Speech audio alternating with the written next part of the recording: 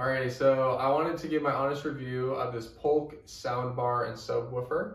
So we've had this thing for a little bit over a year and a half and we really loved it. And so first I just wanted to give a review of the sound.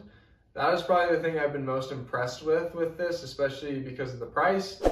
I have had other soundbars that costed about the same, and especially the higher end noises, you could hear like a little bit of like a ring. And with this, it's completely clear. Whether it's like the low end is full, the high end is clear, but it's not like that annoying ring sound at all. We haven't had a problem with the sound at all, and so we've been 100% impressed with that.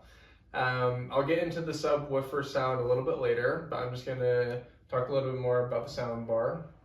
And so as far as just the controls, right above the sound bar, you can see that there's an on button. This is like an input or a source. Bluetooth, which we've really liked. You can Bluetooth it to anything. It doesn't just have to go to a TV. You can Bluetooth it to your phone or to a laptop. And that's really nice because we don't really need to have a speaker in our house anymore because we have our sound bar. So we can use it both as a speaker for the TV and just a speaker if we have like a party or if we have people over and we just want to have something in the background, we can just use this.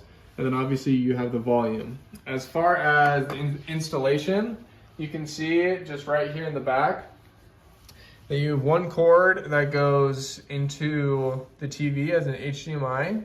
You also have another option if you don't want to do the HDMI to do it into an optic cable. And so in our last apartment, we did it in the optic, and this one we did the HDMI, and so I can attest that they both work just fine. And then you have another cable that goes straight into the wall just for like to plug it in. And so installation, really easy. There's literally two things that you need to plug in. One of them is into the TV, the other one is into the wall. And so I'm gonna talk a little bit about the remote and then I'm gonna end with the subwoofer. So I was honestly really impressed with the remote of how much control you have over the sound.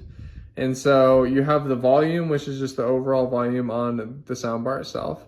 You have the bass, which goes a little bit more just towards the subwoofer of how much bass you want.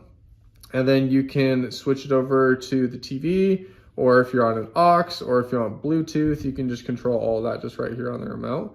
And then one really cool feature is that there's a movie mode, a music mode, and like a night mode.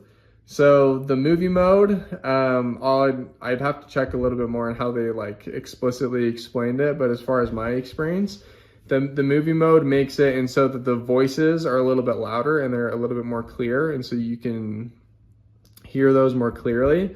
And then it kind of accentuates like the movie scores and the music in the movie, and so all of it kind of balances out. As far as the night mode, that one's really cool. It kind of turns down all of the background sound a little bit, and then it turns up the voices.